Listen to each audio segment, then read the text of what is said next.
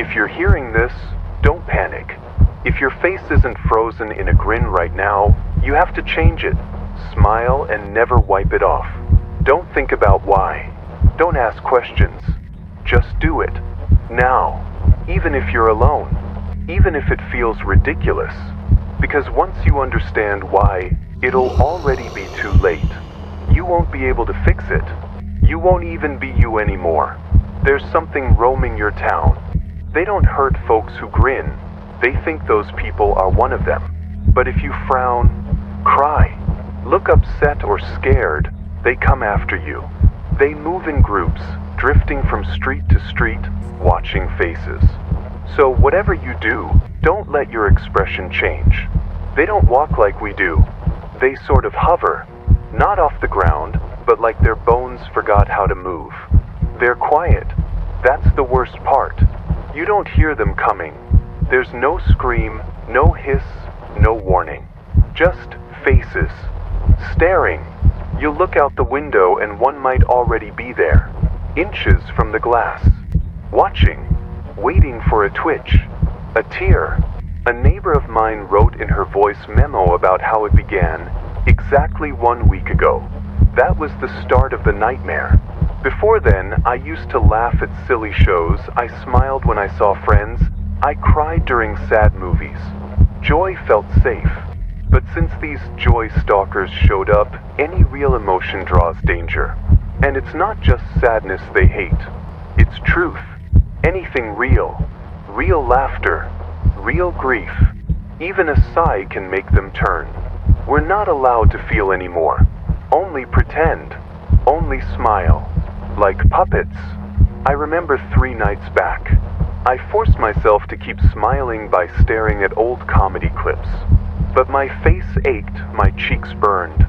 So I clutched a mirror, scratched tiny cuts along my jaw, hoping the pain would freeze my grin.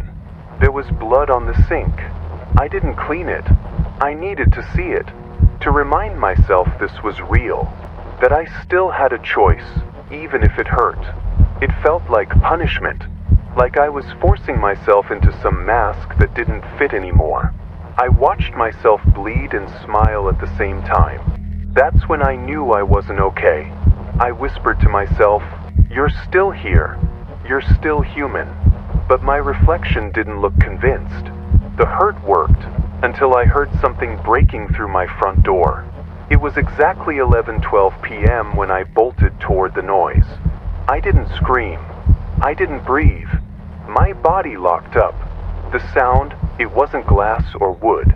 It was wet, like meat slapping concrete. I tiptoed down the hallway, smile wide, heart crashing against my ribs like it wanted to escape. In my hallway stood one of them, tall, thin, and twisted. Its limbs looked stretched, like someone played with the shape of a person. It had no words, just a grin. Its head tilted slightly, like it was curious, or maybe confused, like it recognized me from somewhere. It wasn't blinking. It wasn't breathing. Just standing, like it had always been there. Its neck was too long. Arms hung past its knees. The grin was carved, not just on its mouth, but into its entire face. I didn't stop smiling. I couldn't. The cuts stung, but I held on. It stared at me for long seconds, then shuffled away. It thought I was part of them. I waited until it turned the corner before collapsing against the wall. I vomited in my mouth and swallowed it. Still smiling. I wanted to scream so bad my throat hurt. But that would have been suicide. Somewhere deep down, I think it knew. I think it enjoyed letting me live. That night, I didn't rest. I woke every hour checking my face. The next night came. The mirror became my enemy. I checked it constantly, every 10 minutes, maybe less. My smile was starting to look real. That scared me. What if I smiled too long? What if it became permanent? What if I looked like them and started thinking like them too? It was 2:07 a.m. when I woke again, heart pounding. I rubbed my eyes, still smiling. Then I saw it at my bedroom entrance. It wasn't just watching. It was studying me, examining how long I could stay grinning. It cocked its head like a curious dog. Then another head leaned out from behind it. There were two, and both were smiling. No mouths moved, no sound, just these endless, hungry eyes scanning my face for weakness. They were breathing in sync, not like people, like machines. One exhale every 8 seconds. I counted. Sure, its head moved like a camera scanning. Its eyes gleamed red and wide, not angry, but excited. It was close enough to touch. I felt a cold draft, but the windows were shut. My breath fogged the air. Theirs didn't. I could hear the buzzing in my ears. Not from them, from my own body. Panic swelling like a siren inside my skull. I felt the smile slipping. It felt like relief, my jaw unclenching. I let go, and the joy stalker didn't wait. It moved fast, so fast. I felt a scratch across my throat. A whisper followed. Not words, just breath. Like it inhaled me, like it was tasting fear. I staggered back, my hands wet. Couldn't tell if it was sweat or blood, or both. I dropped to the floor, grinning through clenched teeth. A scream crawled up my throat and died behind my lips. I'm bleeding now. Enough time left to warn anyone listening. If you're not smiling, they'll find you. They wait for any crack.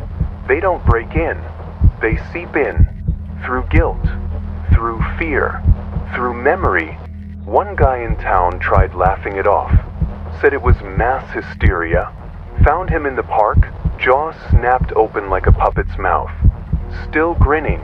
The police filed it under Incident 19A. Just like the others. There's a whole log of these, hidden, quiet, and buried.